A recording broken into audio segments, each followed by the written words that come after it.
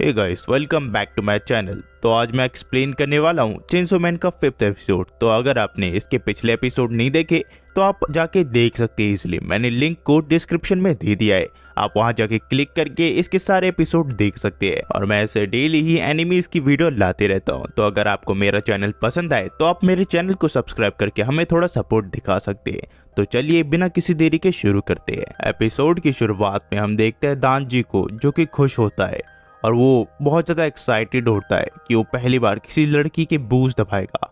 और वो ऐसा ही करता है, वो उन बूज को प्रेस करने लग जाता है और पावर भी उसके मज़े ले रही होती है। पर कुछ ही देर में पावर के टी शर्ट के अंदर से कुछ गिर जाता है, जिसके बाद जब दानजी उसे देखता है तो वो होते हैं पैड। यहाँ पे पावर बताती है कि ये बूब्स के पैड होते हैं, इसे लगाने से आपके बूज थोड़े बड़े दिखते हैं।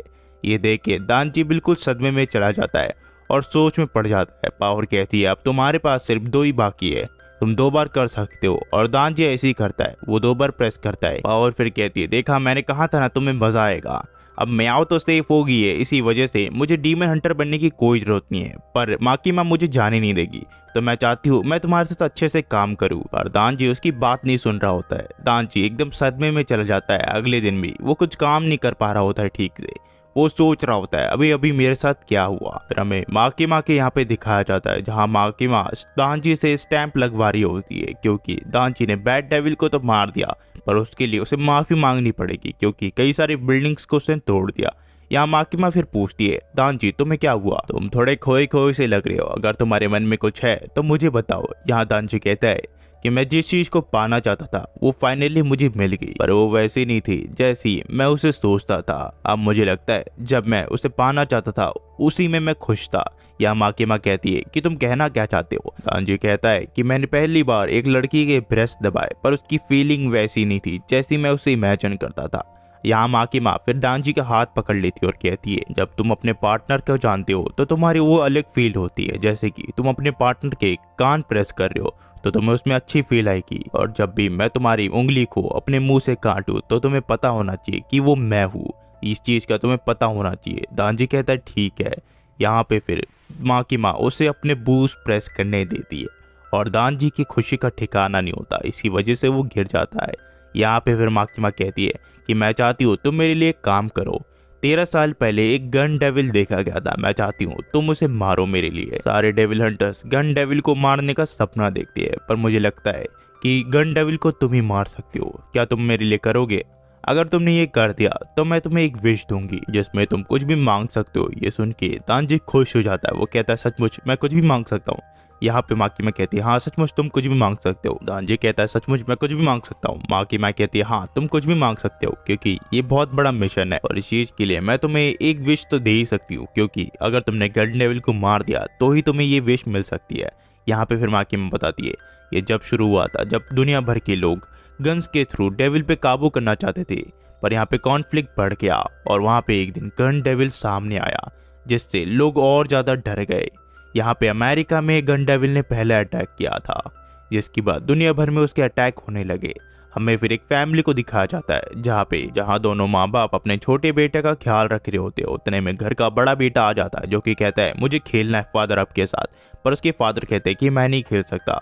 इसके बाद इसका छोटा भाई जिसकी तबीयत खराब है वो कहता है मैं अपने बड़े भाई के साथ खेलने जा सकता हूँ। दरअसल ये बड़ा लड़का और कोई नहीं, ये हायाकावा है। यहाँ पे हम देखते हैं कि हायाकावा और उसका छोटा भाई दोनों खेल रहे होते हैं स्नोबॉल से, पर कुछ ही देर में उसके छोटे भाई के हाथ लाल हो जाते हैं। हायाकावा कहता है जल्दी से ग्लव्स पहन के आ जाओ और हम अब कैच बॉल खेलेंगे ताकि तुम बीमार ना पड़ो। अगर तुम बीमार पड़ गए तो मॉम डैड मुझे छोड़ेंगे नहीं, घर जाके ग्लव्स पहन के आ जाओ। इसका भाई खुश हो जाता है और वो अपने घर में चला जाता है, जिसके बाद वो जाने से पहले उसे बाय बाय कहता है और हायाकावा भी उसे बाय कहता है। पर कुछ ही देर में एक तूफान आता है जिससे हायाकावा का घर पूरी तरह डिस्ट्रॉय हो जाता है और उसके माँ बाप और उसका भाई सभी के सभी इसमें मारे जाते हैं। माकीमा कहती है उस दिन करीब 5 मिनट के अंदर 1.2 मिलियन लोग मारे गए और डेविल्स का खौफ इंसानों के लिए बढ़ गया, जिससे डेविल्स और ज्यादा स्ट्रांग होते गए।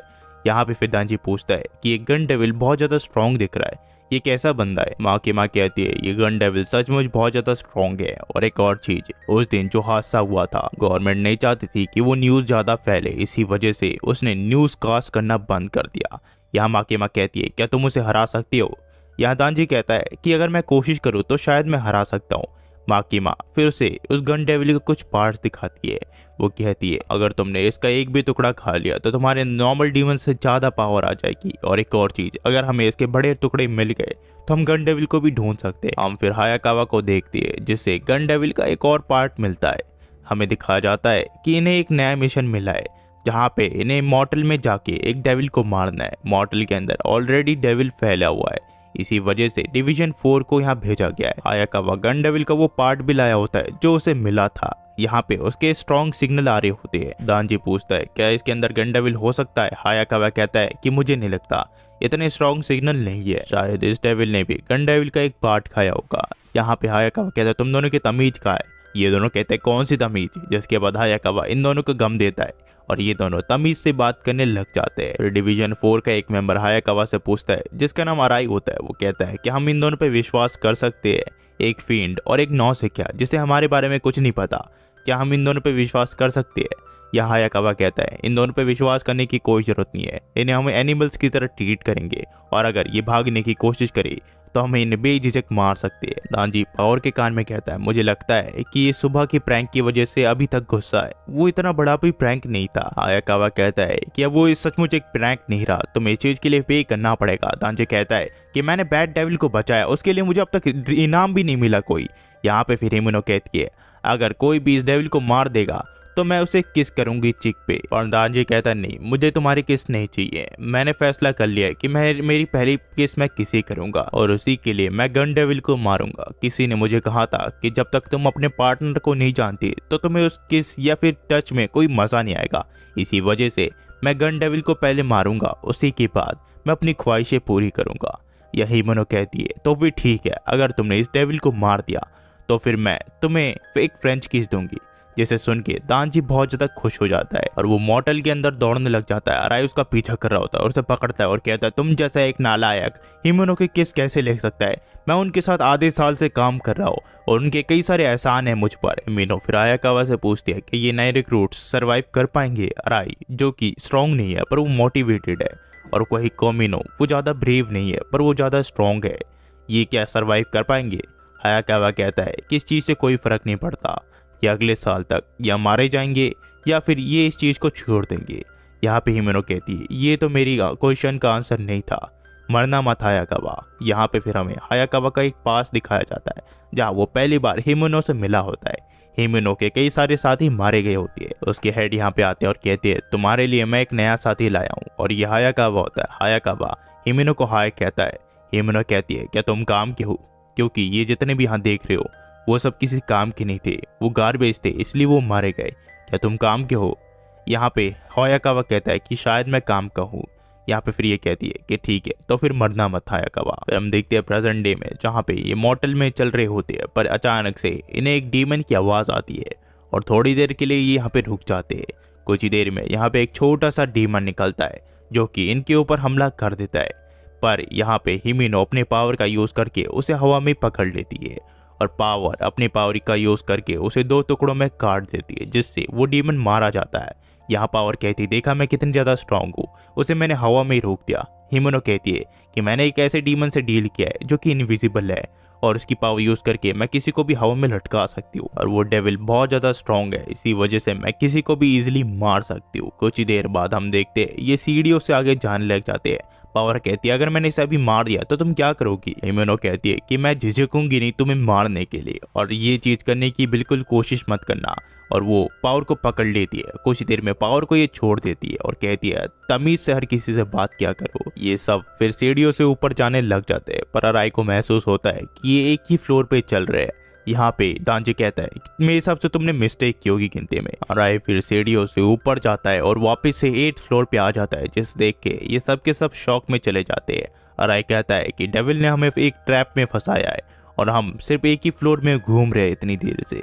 ये सुन के सब लोग शॉक में चले जाते हैं और जो यहाँ से कहानी है वो टू बी कंटिन्यू हो जाती है। अगर आप यहाँ तक देख रहे हो गाइस तो प्लीज़ लाइक एंड सब्सक्राइब कर देना। मैं ऐसी वीडियो लाते रहता हूँ और मैं अपनी अच्छी एक्सप्लेनेशन देने की कोशिश करता हूँ और मैं अपनी वॉइस को भी अच्छी रखता हूँ ताकि आपको मज़ा आए कहानी सुनने में। अगर आप यहाँ तक देख रहे हो तो प्लीज़ लाइक एंड सब्सक्राइब कर देना एंड शेयर करना मत भूलना, क्योंकि इससे रीच बहुत ज़्यादा बढ़ती है। और गाइस इससे ज़्यादा मैं आपसे कुछ नहीं मांग रहा, अगर आपने सपोर्ट किया तो ये चैनल बहुत ही ज़्यादा आगे जाएगा। तो मैं चाहता हूँ कि आप इस वीडियो को जितना हो सके उतना शेयर कीजिए, क्योंकि ये जो सीरीज़ है ये बहुत ही फैंटास्टिक है। एंड मैं स्पेशली इसे वीडियो में इसलिए लाता हूँ क्योंकि यार स्क्रीनशॉट में मैंने देखा कि उतना लोगों को मज़ा नहीं आएगा। एक्सप्लेन तो देख लोगे पर इसके जो एक्शन सीन्स है वो आपको बिल्कुल अच्छे नहीं लगेंगे स्क्रीनशॉट्स में।